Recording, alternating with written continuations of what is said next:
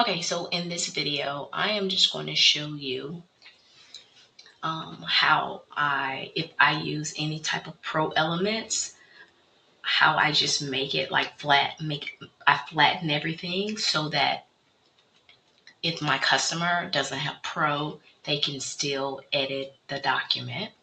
So what I like to do is hit this duplicate button here. And this, guys, this video is going to be a lot of trial. All right. So trial and error. So that's why you should always make a copy of it. I'm gonna make an extra copy because it said my computer wasn't sharing that screen. I'm not sure why I stated that, but here we are. And what I like to do from there is start removing the text. So I have this word behind it. So I will have to play around how I'm going to get that word that way. I may have to remove that from the design. So I remove all the text. I may have to just remove that from the design. All right, so I have the option of doing it this way. I had it twice because I had this word right here under the word Christmas. So some customers want the exact fonts.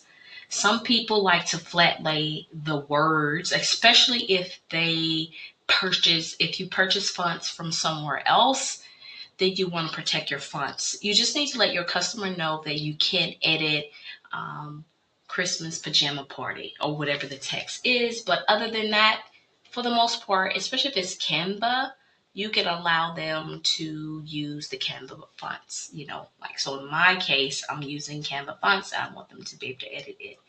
So let me see what I'm going to do now. I'm probably just going to pull this all the way down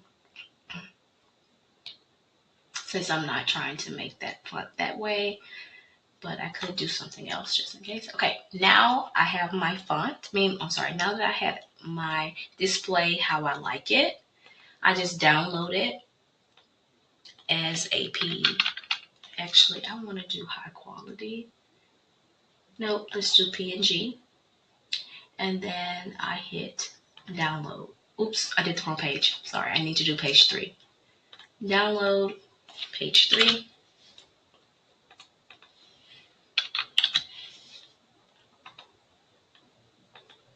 The reason why I'm doing this is these are pro elements.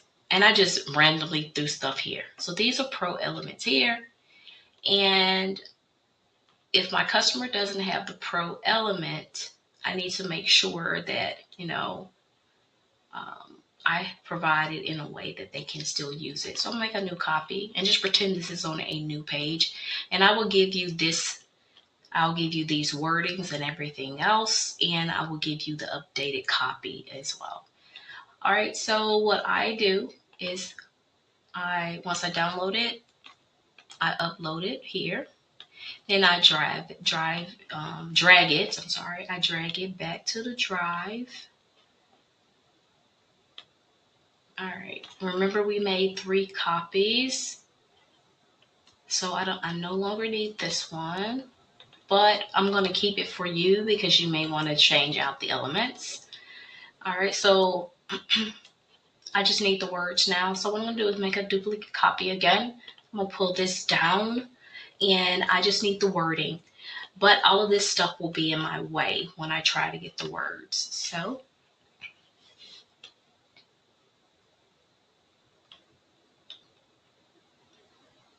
see, I can't get Christmas because it's behind. Let's get this out of the way here. I just thought it was cute with the Christmas inside the snow. Looks like the bow is in there. Yep. Now I want to grab all of those and then I place it in this location.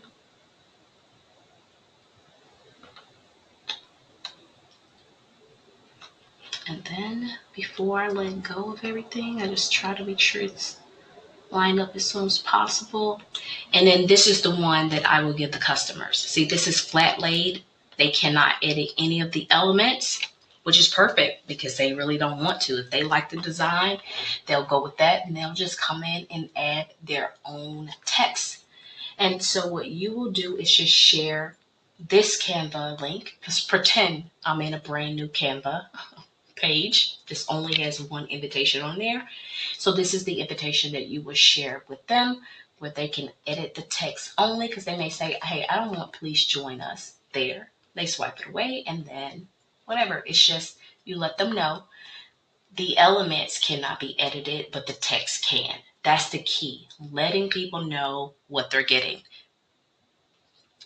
Let's see, is there anything else? That's it. So what you're going to get is this one here that I was working on, the flat lay,